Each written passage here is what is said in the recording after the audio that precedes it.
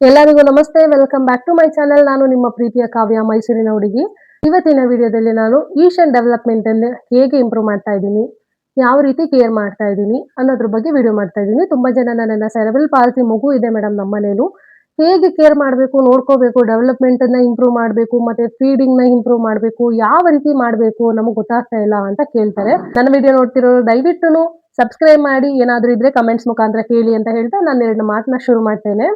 ಮೊದಲನೇದಾಗಿ ಮಗು NIC ಇಂದ ಹೊರಗಡೆ ಬರ್ತಿದ್ದಂಗೆ ಒಂದು 28 ಡೇಸ್ ತಗೊಂಡಿರುತ್ತೆ. ನನ್ನ ಮಗ 28 ಡೇಸ್ ತಗೊಂಡಿದ್ದ. ಆನಂತರ ನಾವು ಅವನನ್ನ ಮನೆ ಕರ್ಕೊಂಡು ಬಂದ್ಮೇಲೆ ಫೀಡಿಂಗಿಗೆ ತುಂಬಾ ಕಷ್ಟ ಆಗ್ತಿತ್ತು.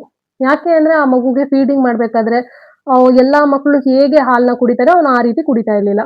ತುಂಬಾ ನಿಧಾನವಾಗಿತ್ತು. ಸೊ ಹಾಗೆ ಏನ್ ಮಾಡ್ತಾ ಇದ್ವಿ, ನಾವು ಸಪರೇಟ್ ಆಗಿ ಹಾಲನ್ನ ಕರ್ಕೊಂಡು ಸಪರೇಟ್ ಆಗಿ ಒಳ್ಳೆಯಲ್ಲಿ ಕುಡಿಸ್ತಾ ಬಂದ್ವಿ.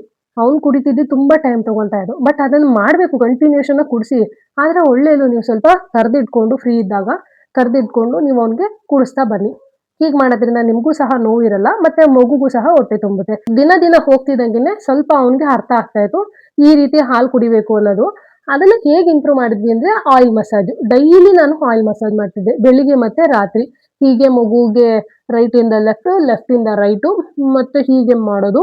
ಮತ್ತೆ ಕೈ ಬೆರಳನ್ನ ಒಂದು ಒದ್ದೆ ಕಾಟನ್ ಬಟ್ಟೆ ಹಾಕೊಂಡು ಒಳಗಡೆ ಎಲ್ಲ ಮಸಾಜ್ ಮಾಡೋದು. ಫುಲ್ಲು ಎಲ್ಲ ಕಡೆ ಮಸಾಜ್ ಮಾಡ್ತಾ ಬರೋದು. ಸಾಫ್ಟ್ ಆಗಿ ಮಾಡಬೇಕು. ಆಗ ನಾನು ಯಾವ ಬ್ರಷ್ ಯೂಸ್ ಮಾಡ್ತಾ ಇರಲಿಲ್ಲ, ಯಾಕೆಂದ್ರೆ ಅವಾಗ ಅವ್ನ ಸ್ಕಿನ್ ಎಲ್ಲ ತುಂಬಾ ಸಾಫ್ಟ್ ಆಗಿರುತ್ತೆ. ಹಾಗಿದ್ದಾನೆ ನಾನು ಮಾಡ್ತಾ ಬಂದೆ. ಹೀಗೆ ಮಾಡ್ತಾ ಮಾಡ್ತಾ ಏನಾಯ್ತು, ಇದೆಲ್ಲ ಫ್ರೀ ಆಗ್ತಾ ಬಂತು, ವರ್ಕ್ ಆಗ್ಲಿಕ್ಕೆ ಸ್ಟಾರ್ಟ್ ಆಯ್ತು. ಅವನಂತರ ಅವನು ಸ್ವಲ್ಪ ಹಾಲು ಕುಡಿಯೋದನ್ನ ಕಲಿತಾ ಕಲಿತಾ ಬಂದ. ಆದ್ರೆ ಅವ್ನು ಕುಡ್ದಿದ್ದೆ 9 ತಿಂಗಳು. ಆ ಮಧ್ಯದಲ್ಲಿ ನಾನು ಏನ್ ಮಾಡಿದೆ ಅಂದ್ರೆ 6 ತಿಂಗಳು ಆಗ್ತಿದ್ದಂಗೆನೆ ಅವನಿಗೆ ಪ್ಯೂರಿಗಳನ್ನ ಕೊಡೋಕೆ ಸ್ಟಾರ್ಟ್ ಮಾಡಿದೆ. ಕ್ಯಾರೆಟ್ ಪ್ಯೂರಿ ಇರ್ಬೋದು, ಆಪಲ್ ಪ್ಯೂರಿ ಇರ್ಬೋದು, ಬೀಟ್ರೂಟ್ ಪ್ಯೂರಿ, ಈ ರೀತಿ ತರಕಾರಿ ಮತ್ತೆ ಸೊಪ್ಪನ್ನ ಬೇಯಿಸಿ ರುಬ್ಬಿ ಕೊಡ್ತಾ ಇದ್ದೆ. ಪ್ರತಿದಿನನೂ ರುಬ್ಬಿ ರುಬ್ಬಿ ಕೊಡ್ತಾ ಇದ್ದೆ. ನಿಮ್ಮ ಮಗು 6 ತಿಂಗಳಿಂದಾನೆ ನೀವು ನುಗ್ಗೆಕಾಯ್ದು ರಸ ಕೊಡ್ತಾ ಬನ್ನಿ. ಇದರಿಂದ ನಿಮ್ಮ ಮಗು immunity power, iron, calcium, vitamin ಎಲ್ಲ ತುಂಬಾ ಇರೋದು ಈ ನುಗ್ಗೆಕಾಯಿ, ನುಗ್ಗೆ ಸೊಪ್ಪು. ಇದನ್ನ ನಾನು ತುಂಬಾ ಡೈಲಿ ಕೊಟ್ಕೊಂಡು ಬಂದೆ. ಒಂದಿನಾನು ಮಿಸ್ ಮಾಡಿಲ್ಲ, ಡೈಲಿ ಕೊಡ್ತಾ ಬಂದೆ. ಪ್ರತಿದಿನ ಒಂದು ಟೈಮ್ ಆದ್ರೂ ಸರಿ ನೀವು ಇದನ್ನ ಕೊಡ್ತಾ ಬನ್ನಿ. ತರಕಾರಿ, ಸೊಪ್ಪು ಮತ್ತೆ ಕಾಳು, ಇದನ್ನು ಮೊಳಕೆ ಕಟ್ಟಿದ ಕಾಳು, ಇದನ್ನೆಲ್ಲ ಚೆನ್ನಾಗಿ ಬೇಯಿಸಿ ಸ್ಮ್ಯಾಶ್ ಮಾಡಿ ಮಗು ಸ್ಟಾರ್ಟಿಂಗ್ ಅಲ್ಲಿ ಪ್ಯೂರಿನೇ ಕೊಡಿ. ನೀವೇನು ಅಭ್ಯಾಸ ಮಾಡ್ತಿದ್ರೆ ಅದನ್ನ ಪ್ಯೂರಿನೇ ಕೊಡಿ. ಅನಂತರ ಸ್ವಲ್ಪ ಸ್ವಲ್ಪ ಸ್ವಲ್ಪ ನೀವು ಸ್ಮ್ಯಾಶ್ ಮಾಡ್ತಾ ಬನ್ನಿ. ತಿನ್ನಿಸಿ ನಿಧಾನಕ್ಕೆ. ಇಲ್ಲೇ ಕೈ ಇಡ್ಕೊಳ್ಳಿ, ಒಳಗಡೆ ಹಾಕ್ಬಿಟ್ಟು ಕೈನ ಇಲ್ಲೇ ಇಡ್ಕೊಳ್ಳಿ. ನಾಲ್ಗೆ ಸಾರಿ, ಈ ದವಡೆ ಇದೆಯಲ್ಲ ಅಲ್ಲಿ ಕೈ ಇಡ್ಕೊಳ್ಳಿ. ಅವರು ಅದು ನಿಮ್ ಕೈ ಕಚ್ಚೋಕೋಸ್ಕರ ಅಗಿಲಿಕ್ಕೆ ಸ್ಟಾರ್ಟ್ ಮಾಡ್ತಾರೆ.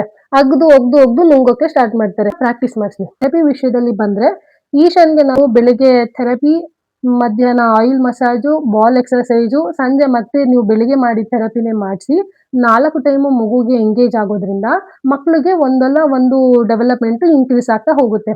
ಒಂದು 3 ವರ್ಷದ ಒಳಗಡೆ ಅವ್ರು ಕತ್ ನಿಂತ್ಕೊಂಡು ಇಂಡಿಪೆಂಡೆಂಟ್ ಸಿಟ್ಟಿಂಗ್ ನ ಕಲ್ತ್ಕೊಂಡ್ರೆ, ಒಂದ್ 5 ವರ್ಷದಲ್ಲಿ ನಮ್ಗೆ ಹೇಗಾದ್ರೂ ಮಾಡಿ ಕ್ರಾಲಿಂಗ್ ಮಾಡೋದು ಅಥವಾ ಅವರು ಸಪೋರ್ಟ್ ಸ್ಟ್ಯಾಂಡಿಂಗ್ ಮಾಡೋದನ್ನ ಹೇಳ್ಕೊಡ್ಬೋದು. ಬ್ರೆಲ್ ಪಾಲ್ಸಿ ಇರೋ ಮಕ್ಕಳನ್ನ ತುಂಬಾ ಜಾಗರೂಕತೆಯಿಂದ ನೋಡ್ಕೊಳ್ಳಿ.